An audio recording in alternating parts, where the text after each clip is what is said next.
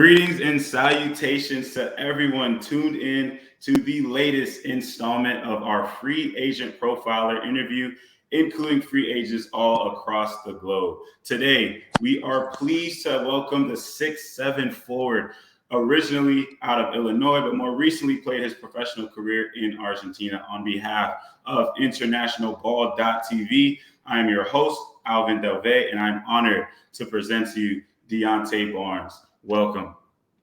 Thank you. Thank you for having me. Excited to get this interview conducted and, looking forward to advancing my career.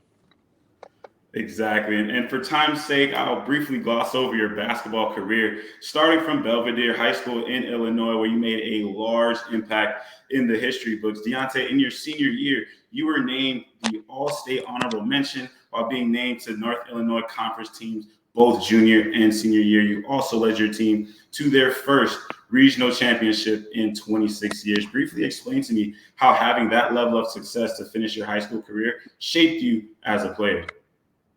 Man, it's crazy because I actually had this conversation last night with my friend and one of my former teammates. Coming up, I was kind of, one of those players that they had their eye on, from middle school, coming up through the Belvedere, athletic program. And I was behind a lot of, the stars at the time, right? So coming up, they always kind of fell short. Getting to regional championship games, but losing or getting knocked out in the first round or something like that. So to be able to, come in and be a leader of that team, and finally get the job done, it definitely meant a lot. And it helped me progress and, use that momentum going forward to my collegiate career. So, like you mentioned before, you think it did build the foundation of your game, just becoming a leader and transitioning up the ranks, kind of give you that groundwork and framework for success? Yeah, absolutely, because you learn a lot of lessons throughout the way, right? You have a couple years where you fall short, and then, it's back to the drawing board, right? X's and O's, trying to figure out, all right, what do we need to tweak? What do we need to do better, right? But now, Exactly.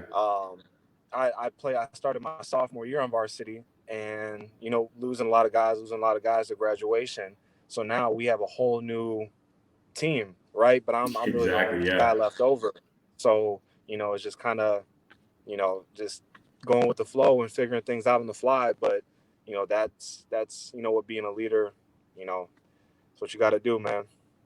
Through and through, you are a leader, and it shows in your film. We'll get to that in a second as you see some of his high schools or his collegiate tape playing. After that, you started your collegiate ball at Rock Valley College in 2016, transferred to Roosevelt College, and finished at York College in 2020. But you followed that up by playing professional ball in Argentina this past season for Pergamino. Tell me about the learning curve you felt from high school to college and later to the pros. Did you feel a drastic change in speed, physicality, overall IQ, or what really stood out to you in that transition?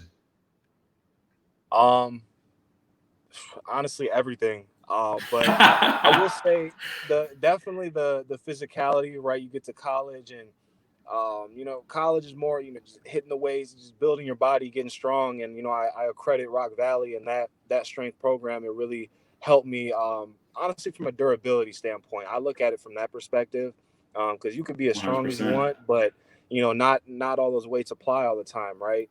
But it's more about, longevity and durability, right? Just to even get to, the level I'm at right now, you have to get there first. So Exactly.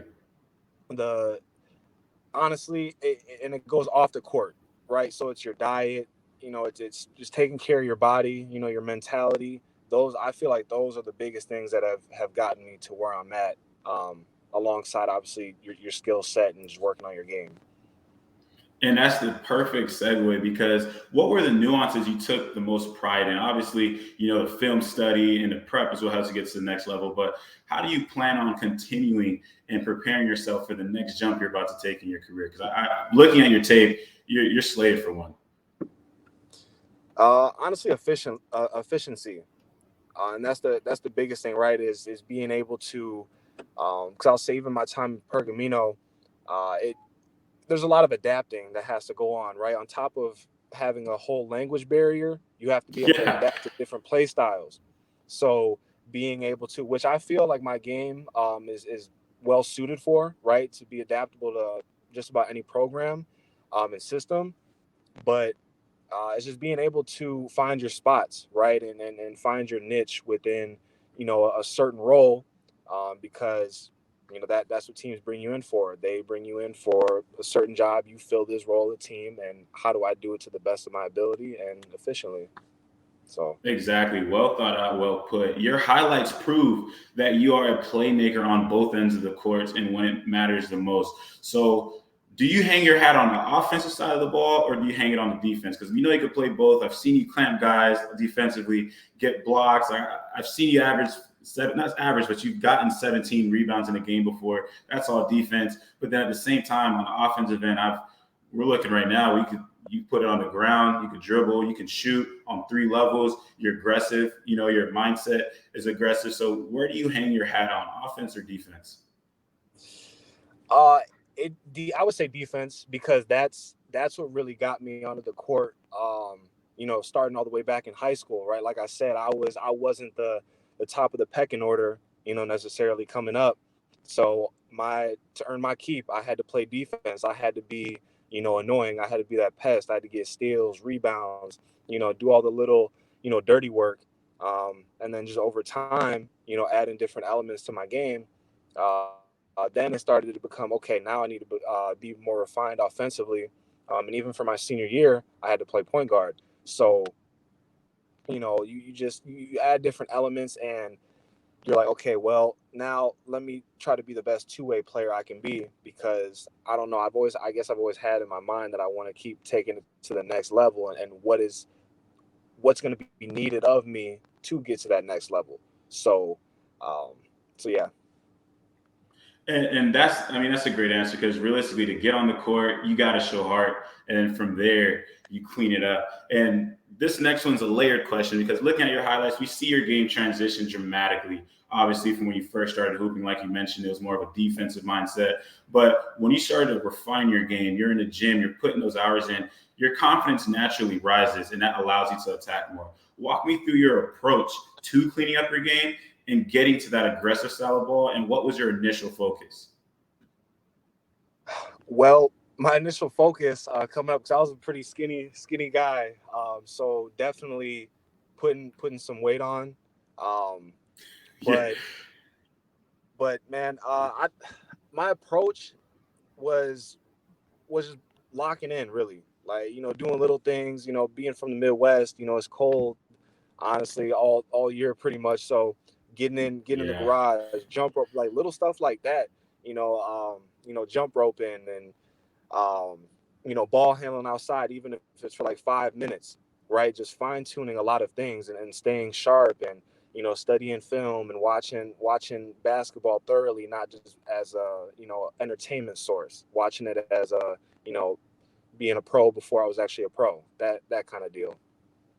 Man, that is well thought out and well put. The craziest part is because I've done a little coaching myself, and when you see a guy with that type of work ethic and you get it on your own, that's how you can see the tremendous jumps we've seen in your career just throughout all levels that you've played in. And we've talked a little bit about your strengths as a basketball player, and I just want to know where you draw your inspiration from. What gets DeAnte Barnes taking? What gets you going? Um, Good basketball, really, just simplicity.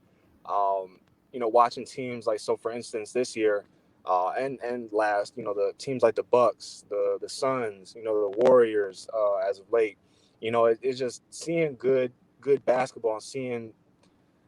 Okay, I guess that answer is subjective, right? Playing the right way, but there's a lot of different avenues to get to the right way and get to good basketball. But that's what really, just seeing guys, perfecting their craft, and just staying true to the things that get them to where they need to go. So that's what really gets me going. I like seeing other guys succeed.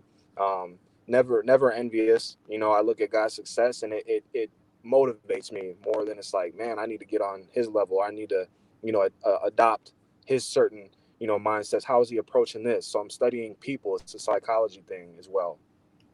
That's a great answer. And honestly, DeAnte, you've just been great. This has been a phenomenal interview.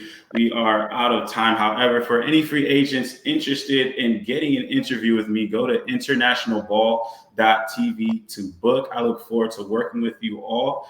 And for DeAnte Barnes, your message has been clear. You are tried and true. Your film proves it. And any team is going to be better off signing you. This is Alvin Delvey signing off. Sayonara.